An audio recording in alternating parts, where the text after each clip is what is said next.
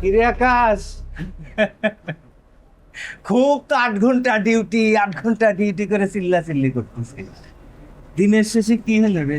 হ্যাঁ, শো, গরিব মানুষের সাল পর এত বাড়াবাড়ি করলে হয় না, বুঝছিস?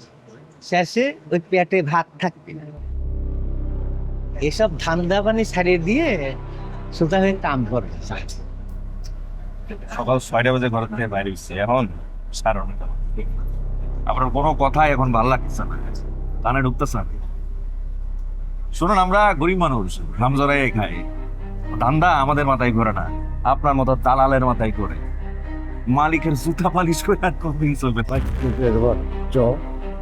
মুখ সামলায় কথা বলতেছি। শোন, তোকে একটা অফার। কিসের? পারুল নামে যে মেয়েটার পিছনে তুই মাসির মতো ঘুরঘুর করতেছিস, ঘুরঘুর করে ছেড়ে দিবি। পারুল আমার প্রতিবেশী। বাপ রে বাপ, প্রতিবেশীর দায়িত্ব এত পালন করা লাগবে কেরেছে? দায়িত্ব পালন করলে আপনার সমস্যা কি? সমস্যা আছে? সমস্যা নেই। আমাদের মালিক, ওই শেরিক আমাদের মালিকের খুব পছন্দ, বুঝছিস? আর সত্যি কথা বলতে কি, ও শেরিক কিন্তু আমারও হয়, বুঝছিস? সাইডে দিলে অবশ্য তোকে লাইন সুপারভাইজার বানা দেবো। সমস্যা আছে তো? তোমরা লোভ দেখাইতেছে।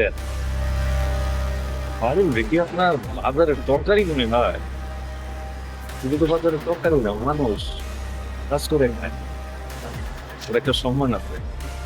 সুপারভাইজার না, আপনি আমাকে এই গার্মেন্টসের মালিক বানিয়ে দিল, ওর সম্মানের বিনিময়ে আমি নিশ্চিত এটা করতে না।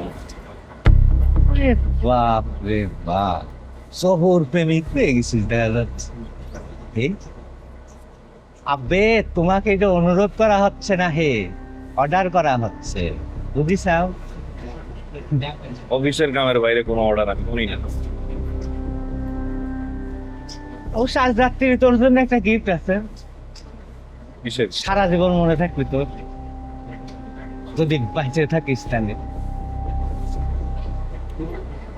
দর দেখাইতেছে। ডর দেখাচ্ছি না হে, না ঘটবি তাই। মাথাটা একটু খাটা, একদিক হয়ে গেছে তো, 4 দিক বানা টের পেল, বুঝেছিস?